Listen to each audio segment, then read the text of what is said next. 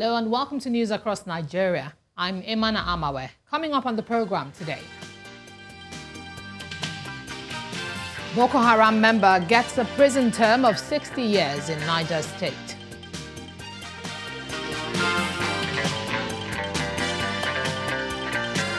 Federal government empowers youths in Anambra State.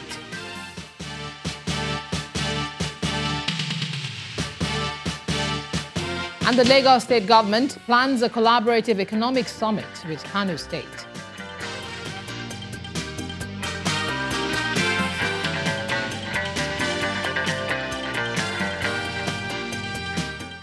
Welcome to the program that brings you news from the north, south, east and west of Nigeria. A federal high court sitting in Wawa, Niger State, has sentenced a 22-year-old Boko Haram member, Abba Umar, to 60 years in prison. The court found Umar guilty of 4 terrorism-related charges. On count 1 of being a member of the proscribed Boko Haram sect, the judge sentenced Abba Umar to 15 years in prison. He is to serve 30 years for attempting to commit an act of terrorism and another 60 years in prison on count 3 for committing an act of terrorism on Bama community, Goza, and military barracks, where people were killed and arms and ammunition carted away. The terrorist will also serve another 15 years in prison for receiving terrorism training, which is punishable under Section 7 of the Terrorism Prevention Act of 2013, and 5 years for failing to disclose information on Abubakar Shekau. All sentences are to run concurrently. The trial judge, however, told prison authorities to ensure that the convict undergoes serious de-radicalization of his belief while in custody. During cross-examination, the convict did not show remorse as he claims to recognize only Shekau as leader and not the present government in the country. This forced the prosecutor to demand for a maximum punishment of death for the convict, which the defense counsel did not object to. The convict was arrested on May the 27th, 2014, while attempting to bomb Gombe Pilot Secondary School, where the remote control of the bombs failed to function. He told the court he was lured into the sect by his elder brother, Ahmadu Umar. Meanwhile, police in Ondo State have refuted claims that some hoodlums suspected to be armed herdsmen have attacked the headquarters of the Akure South local government area. The State Police Commissioner, Gbenga Adeyonju, explains that the incident was just a mere disagreement between a farmer and a herdsman on a farmland located at the back of the local government office. He says the matter has since been resolved. The chief of staff to the governor called me that they had information that herdsmen are attacking members of staff at Akure South local government. When I got there, the whole place was peaceful. The chairman spoke to the press. He said it was a very minor skirmish between a farmer and somebody who went to feed his cow, with just one cow. The chairman spoke that nothing happened and the situation is calm.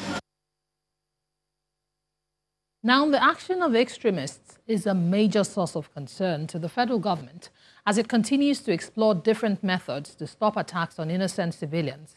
Just yesterday, a new policy framework and national action plan was launched for the prevention of violent extremism in the country. The National Security Advisor, retired Major General Babagana Monguno, believes the war against extremism and criminality is a war against the mind that all Nigerians should fight. 6 months after President Muhammadu Buhari signed a presidential directive authorizing a policy framework for fighting extremism, the policy framework and national action plan for preventing and countering violent extremism in Nigeria has been launched.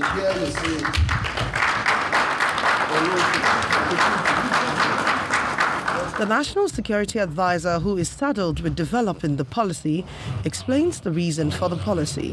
The policy framework and national action plan rests on 4 major objectives. These are: 1, strengthening institutions and coordination in preventing and countering violent extremism. 2, strengthening the rule of law, access to justice and human rights. 3, engaging communities and building resilience. And 4, integrating strategic communication in preventing and countering violent extremism programs. But how will these objectives be achieved? The National Security Advisor and the Minister of Information and Culture explained. All relevant ministries, departments, and agencies are required to include in their annual budgets preventing and countering violent extremism tasks.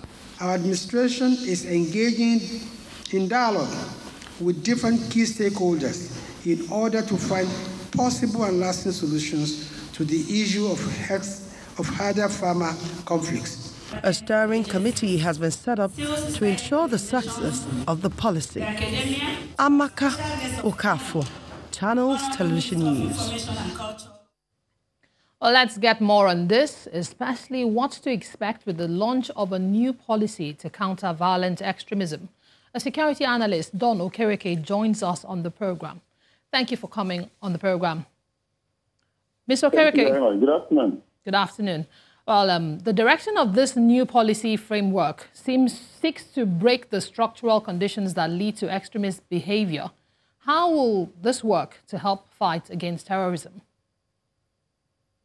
Well, I don't think there's anything new about this. I think it has been on ground since 2014.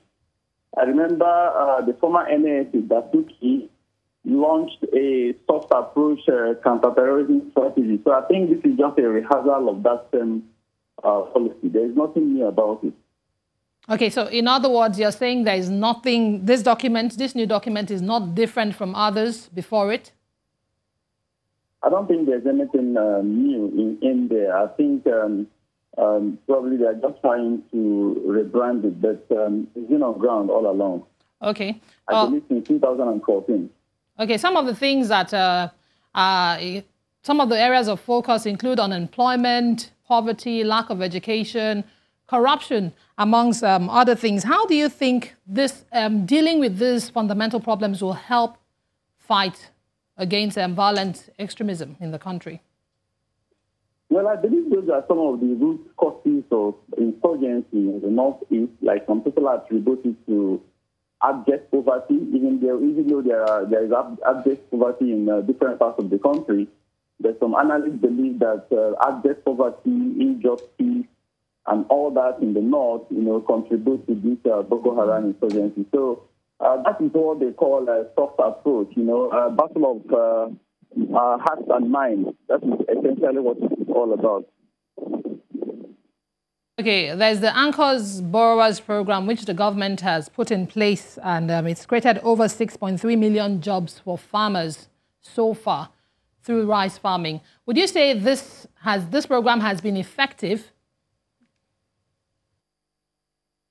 Please, can you say that again, please? Okay, so one of the programs that the federal government has also put in place to curb unemployment has been the Anchor Borrowers Program, which has created over 6 million jobs for farmers through rice farming.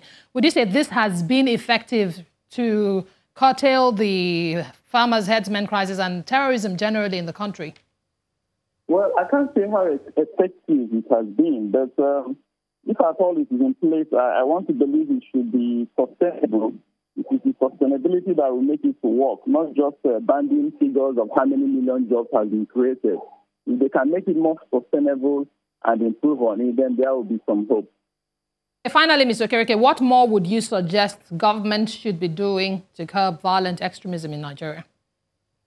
I think Nigerian government and the security agencies, they have to be more proactive, Yes, essentially, gathering intelligence. Intelligence is key. Intelligence is very strategic. I mean, we don't want to see situations where, after these incidents, then we start hearing they are responding, they are doing this, they are doing that. So let them be proactive. Let them gather intelligence. Let them nip this thing in the bud. Watch those attacks before they happen. All right, thank you very much, Mr. Don Okereke, for joining us on the program.